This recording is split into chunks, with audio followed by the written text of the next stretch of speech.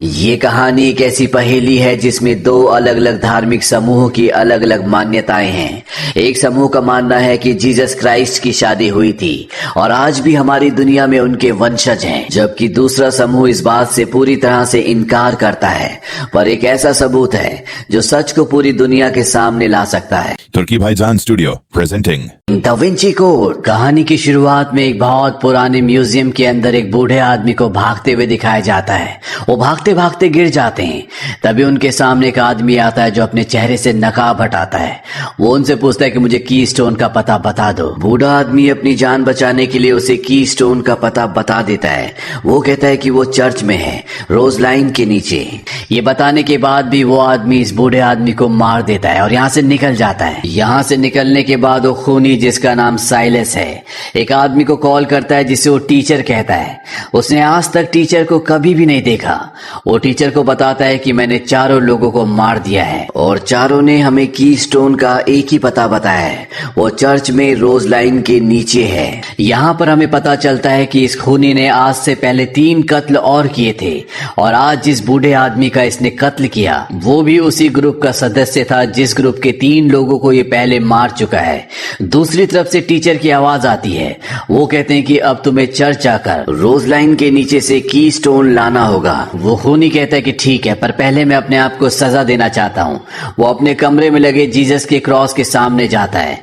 वो कहता है कि मेरे गुनाहों की मुझे माफी दे और इसके बाद वो अपने आप को बहुत बुरी तरह से मारता है। यहाँ पर हमें समझ में आ जाता है कि यहाँ जो कुछ भी हो रहा है वो धार्मिक कर्मकांडों की वजह से हो रहा है। अब ये खूनी साइलस उस चर्च में जाता है जिस चर्च में की स्टोन है। वहां पर जो नन होती है वो इसे अंदर आने देती है, क्योंकि जिस ऑर्गेनाइजेशन के लिए काम करता है वो धर्म के बहुत बड़े बड़े ठेकेदार हैं। उन्होंने नन को पहले ही कह दिया था कि रात को चर्च बंद होने के बाद हमारा एक आदमी आएगा, तुम उसे अंदर आने देना। अब साइलस उस जगह जाता है जहां पर रोज लाइन है, जिसके नीचे की स्टोन है।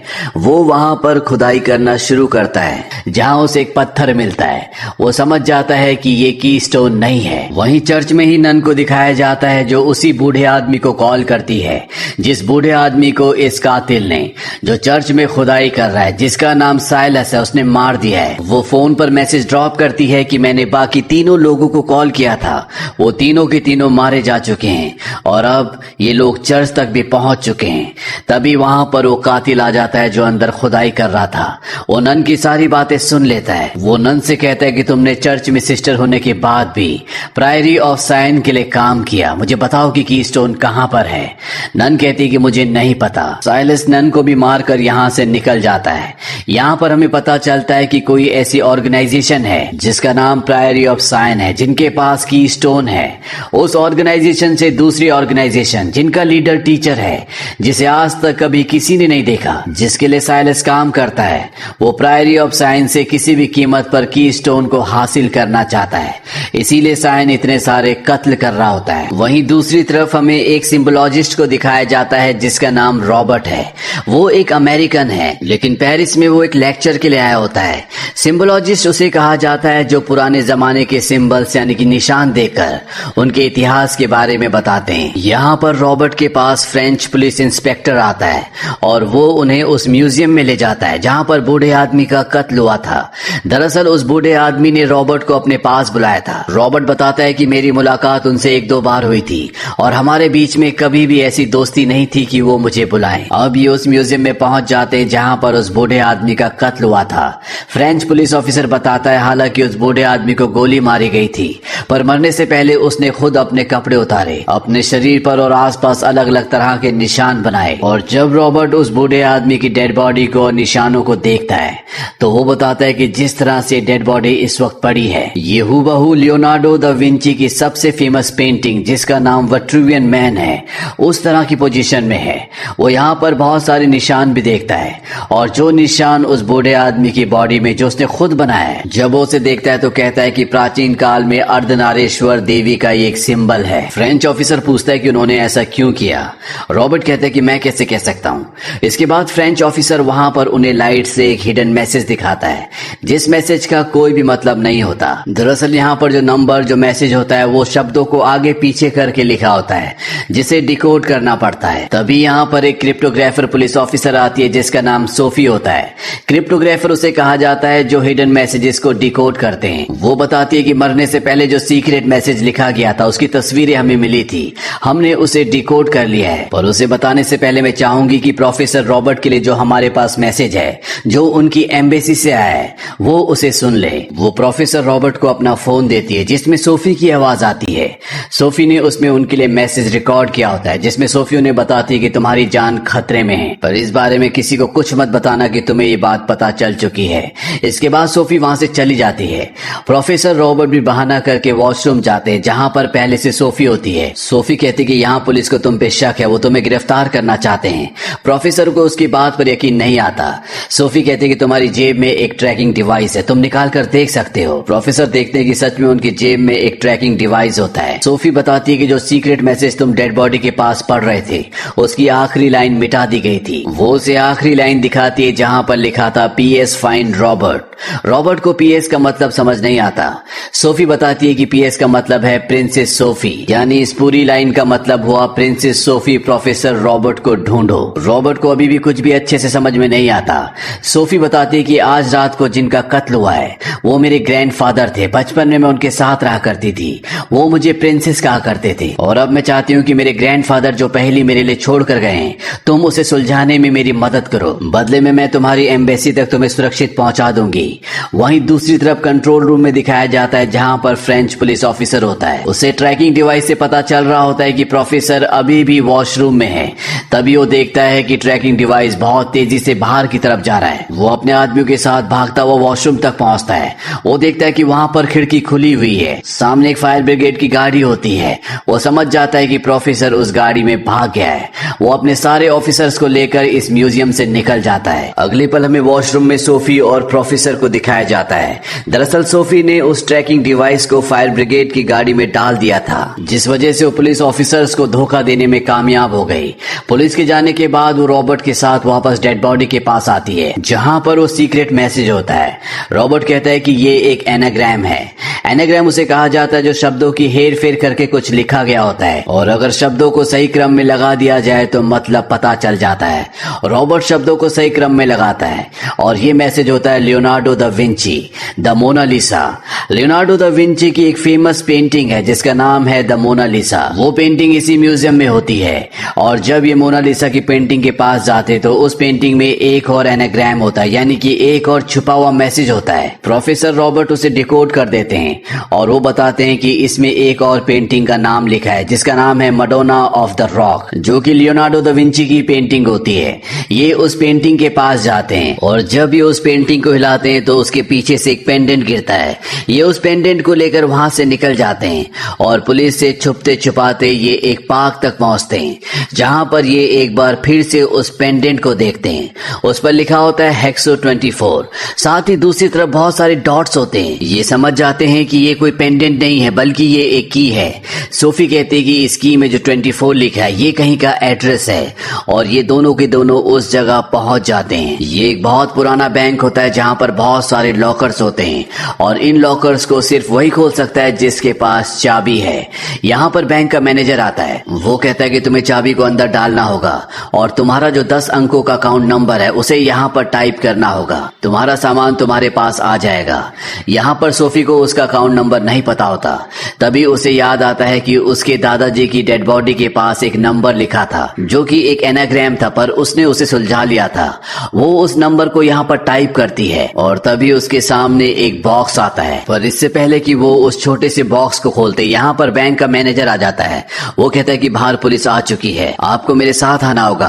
आपका अकाउंट यहाँ पर सबसे पुराना और सबसे खास है, इसीलिए इस अकाउंट के साथ इमरजेंसी में यहाँ से निकलने के लिए एक सेफ पैसेज का क्लॉज भी है, यानी कि इमरजेंसी आने पर इन्हें इन्हें यहाँ से निकाला जाएगा। बैंक का मैनेजर पुलिस की नजरों में धूल झोंककर इन्हें यहाँ से अपने साथ निकाल कर ले जाता है। अब ये उस वुडन बॉक्स को खोलते हैं जिसे लॉकर से लेकर आए हैं। उसके अंदर एक क्रिप्टिक्स होता है जिसे सही वर्ड्स के कॉम्बिनेशन से खोला जाता है। अगर कोई इसे जबरदस्ती खोलने की कोशिश करेगा तो इसके अंदर जो विनेगर की शीशी है वो टूट जाएगी और जिस कागज पर गुप्त संकेत लिखा हुआ है वो पूरी तरह से गल जाएगा, संदेश मिट जाएगा। दरअसल इस तरह के क्रिप्टिक्स का इस्तेमाल पुराने जमाने में बहुत ही गुप्त संदेश छुपाने के लिए किए जाते थे ताकि उन्हें कोई दूसरा इंसान पढ़ ना सके। अब यहाँ पर जो बैंक का मैनेजर है जो गाड़ी चला रहा है वो पीछे का दरवाजा खोलता है और वो इन दोनों पर गन तान देता है। वो कहता है कि पिछले 20 सालों से मैं इंतजार कर रहा था कि कोई इस बॉक्स को लेने के लिए आए और वो तुम निकले। वो इन पर गोली भी चलाता है। ये उस खुफिया मैसेज वाले बॉक्स को मैनेजर को दे देते हैं। मैनेजर जब गाड़ी का दरवाजा बंद कर रहा होता है तो रॉबर्ट ने वहां पर गोली का जो कवर होता है वो अटका दिया होता है जिस वजह से दरवाजा बंद नहीं होता। रॉबर्ट अंदर से दरवाजे को बाहर की तरफ धकेलता है जिससे मैनेजर गिर जाता है। वो उससे बॉक्स लेकर उसके ट्रक में वहां से भाग जाते हैं। रॉबर्ट के मन में अब सोफी के लिए काफी सारे सवाल होते हैं। वो कहता है कि बचपन से तुम अपने दादाजी के साथ नहीं रहती, साथ ही साथ तुम उन्हें उनका नाम लेकर पुकारती हो। तुमने सालों से उनसे बात नहीं की। बचपन में वो तुम्हें पजल्स और क्रिप्टिक्स सुलझाने के लिए दिया करते थे। तुम कहते हो कि तुम्हें इतिहास से नफरत है। इंसान को केवल खुद के इतिहास से नफरत होती है। मुझे लगता है कि तुम्हारे दादाजी तुम्हें प्रायरी ऑफ साइन और होली ग्रेल के लिए तैयार कर रहे थे। सोफी कहती है कि तुम्हें क्या लगता है प्रायरी ऑफ साइन और होली ग्रेल क्या ये सब कुछ सच है? रॉबर्ट कहता है कि मुझे नहीं पता, पर हम ऐसे लोगों की दुनिया में फंस चुके हैं जो मानते हैं कि ये सब कुछ सच है और इसके लिए वो अपनी जान तक दे सकते हैं। मैं एक होली ग्रेल इतिहासकार को जानता हूँ जो प्रायरी ऑफ साइन की बहुत वकालत करता है। ये दोनों की दोनों उस इतिहासकार के घर पर पहुंच जाते हैं जो रॉबर्ट को पहले से जानता है। रॉबर्ट उससे कहता है कि मैं होली ग्रेल और प्रायरी ऑफ साइन के बारे में सब कुछ जानना चाहता हूँ, मैं फंस चुका हूँ। वो इतिहासकार इन्हें होली ग्रेल के बारे में बताता है। वो कहता है कि वो एक औरत है। इसके बाद वो इन्हें लियोनार्डो दा विंची की एक पेंटिंग दिखाता है जो कि बहुत ही फेमस है जिसका नाम है द लास्ट सपर।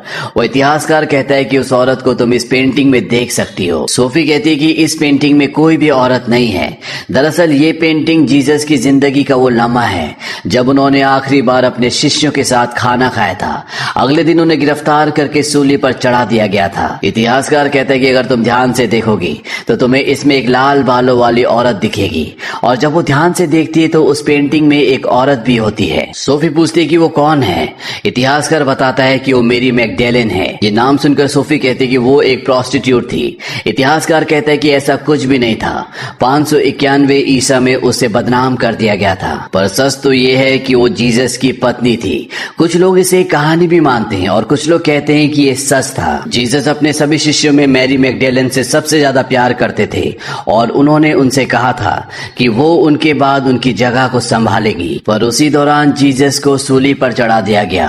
उस वक्त मैरी मैगडेलेन प्रेग्नेंट थी। वो जेरूसलेम से भागकर फ्रांस आ गई।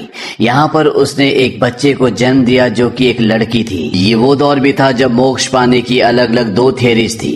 मूर्ति पूजक ये मानते थे कि औरत की आराधना से मोक्ष मिल सकता है, जबकि आधुनिक चर्च वाले मानते थे कि जीसस की राह ही मोक्ष की राह है, इसीलिए औरतें उनके लिए खतरा बन गई। तब एक किताब छापी गई जिसमें पादरियों को ये आदेश दिए गए कि कैसे आजाद ख्याल वाली औरतों को तड़पा तड़पा कर मार दिया जाए। लेकिन ऐसे वक्त में जीसस की फैमिली को प्रोटेक्ट करने के लिए एक ऑर्गेनाइजेशन थी जिस ऑर्गेनाइजेशन का नाम प्रायरी ऑफ साइन है। उसने जीसस की फैमिली को हमेशा प्रोटेक्ट किया। साथ ही साथ जीसस की वाइफ मैरी मैगडेलेन की कब्र को दुनिया से छुपा कर रखा। उन्हीं की कब्र का नाम होली ग्रेल है, जिसे कैथोलिक चर्च की एक हिडन ऑर्गेनाइजेशन जिसका नाम ओपस डे है सदियों से नष्ट करना चाहती है। क्योंकि कैथोलिक चर्च की मान्यताओं के हिसाब से जीसस के कोई भी वंशज नहीं थे, उन्होंने कभी शादी नहीं की थी। और अगर दुनिया के सामने बात की सच्चाई आ गई कि जीसस ने शादी की थी, उनके वंशज है, तो उनकी पूरी थ्योरी, सारी मान्यताएं पूरी तरह से झूठी साबित हो जाएंगी। इसीलिए वो सदियों से प्रायरी ऑफ साइन के लोगों को मार रहे हैं। साथ ही साथ वो होली ग्रेल जो कि मैरी मैगडेलेन की कब्र है, जहां पर आज भी उसके अवशेष हैं, वो उसे पूरी तरह से नष्ट करना चाहते हैं ताकि कभी भी दुनिया को ये ना पता चले कि जीसस की कोई पत्नी भी थी और उनकी उनके वंशज आज भी जिंदा है।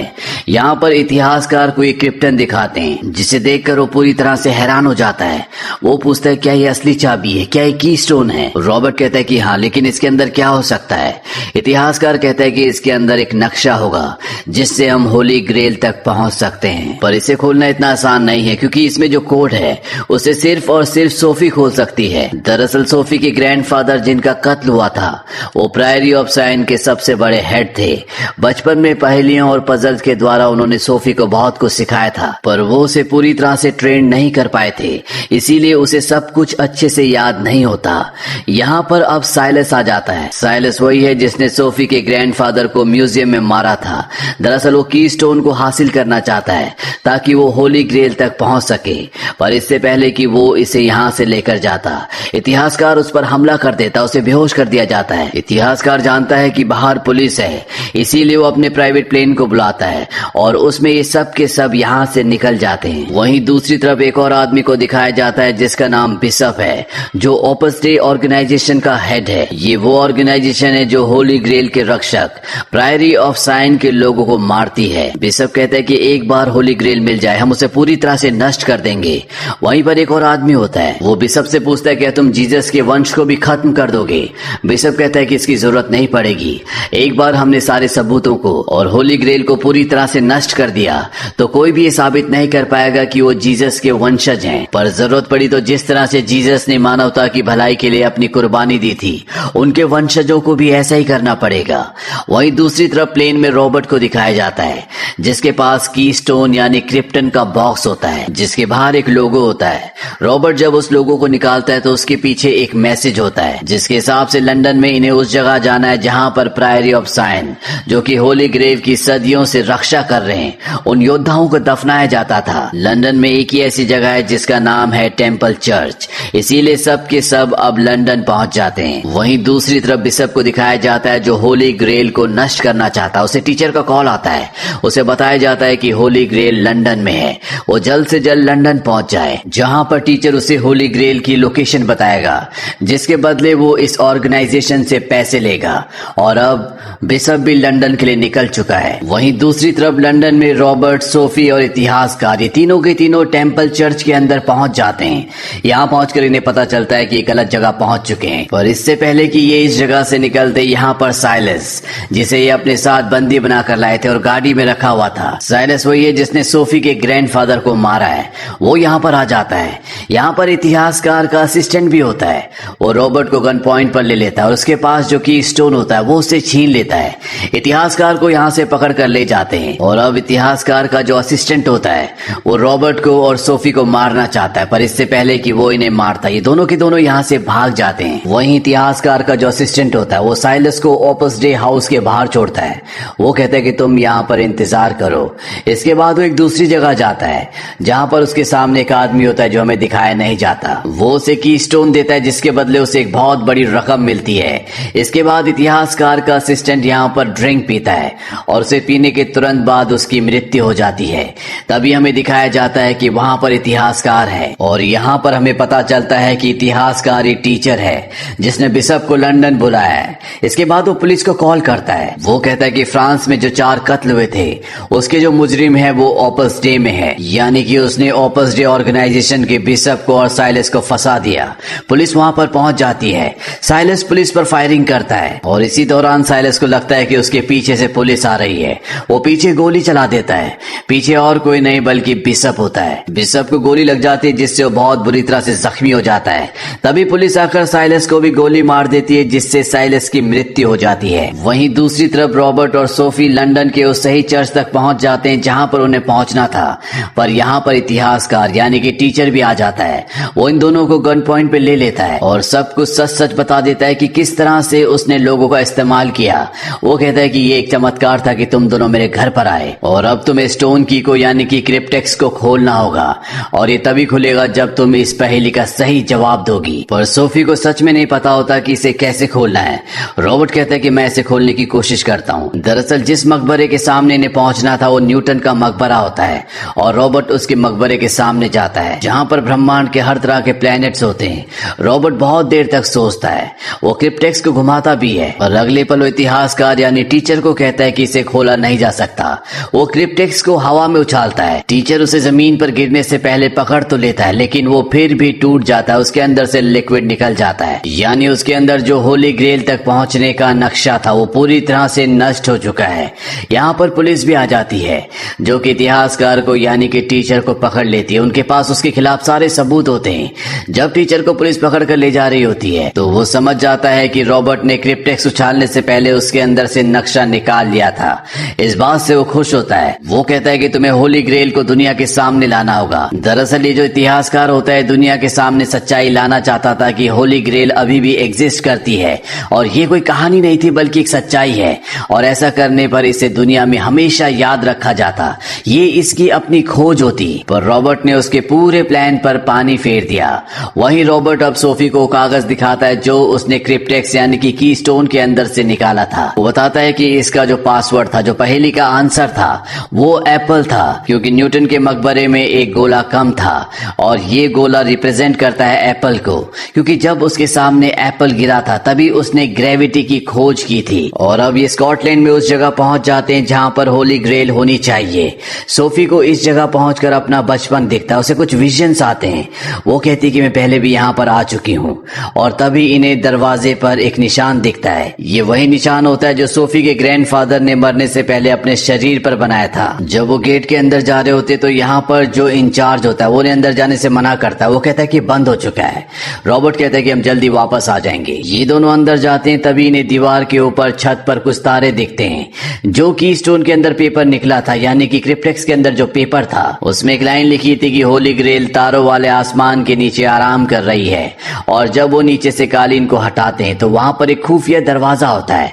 वो नीचे तहखाने में जाते हैं और जिस जगह होली ग्रेल यानी कि मैरी मैगडलीन का ताबूत होना चाहिए था, जिसके अंदर उसके अवशेष हैं, वो ताबूत वहां पर नहीं होता। पर यहाँ पर बहुत पुरानी पुरानी लिपियां होती जो हजारों साल पुरानी है, जिसमें जीसस से लेके अब तक के सभी दस्तावेज होते हैं। यहाँ पर रॉबर्ट सोफी से पूछता है, बचपन में तुम्हारे और तुम्हारे दादाजी के बीच में जो अनबन हुई थी, क्या उसका कारण तुम्हारे माँ बाप थे? सोफी कहती कि हाँ, मैं अपने माँ बाप के बारे में जानना चाहती थी, और एक दिन जब मैं उनकी लाइब्रेरी में दस्तावेज देख रही थी तो वो वहां पर आ गए। उन्होंने मुझे बहुत डांटा और कहा कि कभी इस बारे में पता करने की कोशिश मत करना, वो मर चुके, उन्हें दफना दिया गया है।